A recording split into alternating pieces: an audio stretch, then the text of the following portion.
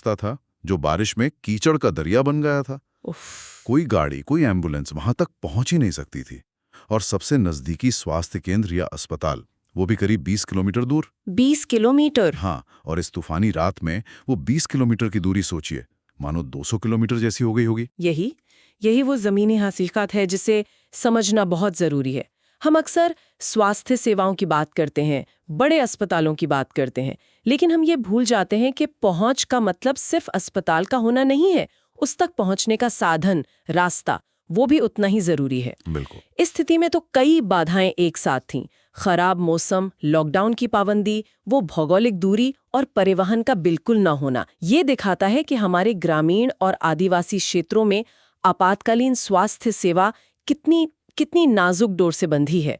एक छोटी सी चूक या जरा सी देरी का मतलब जिंदगी और मौत का सवाल बन सकता है। बिल्कुल। और ऐसी भयानक परिस्थिति में सीताबाई की प्रतिक्रिया वो देखने लायक थी।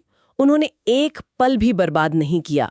जैसे ही उस आदमी की घबराहट भरी पुकार सुनी, वो समझ गईं कि मामला कितना गंभीर है।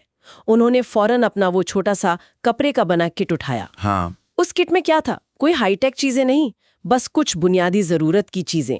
एक साफ कपड़ा, शायद कुछ धागा, एक छोटी सी कैंची जिसे वो इस्तेमाल से पहले उबालती होंगी, है ना? हाँ बिल्कुल। हाथ धोने के लिए साबुन की बट्टी और शायद कुछ जड़ी बूटियों से बना तेल।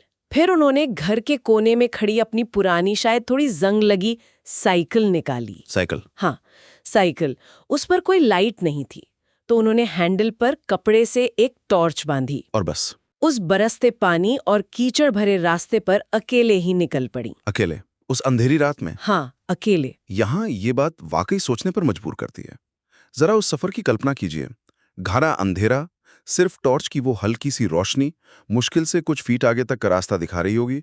नीचे घुटनों तक कीचड़, साइकिल चलाना कितना मुश्किल हो रहा होगा। हाँ, यकीनन। शायद कई बार उतर कर खींचना पड़ा होगा। बिल्कुल। कई बार पेडल मारने पड़ रहे होंगे, कई बार खींचना पड़ रहा होगा।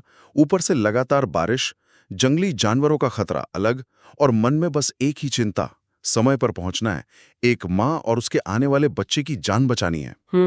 ये सिर्फ एक शारीरिक यात्रा नहीं थी, ये उनकी इच्छा शक्ति और कर्तव्य निष्ठा की एक बहुत कठिन परीक्षा थी। ये यात्रा, ये अपने आप में बहुत कुछ कहती है।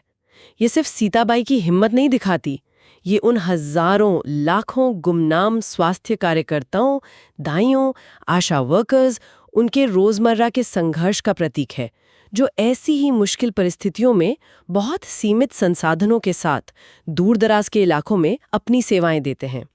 उनके लिए ये कोई 9 से 5 की नौकरी नहीं है, ये एक जुनून है,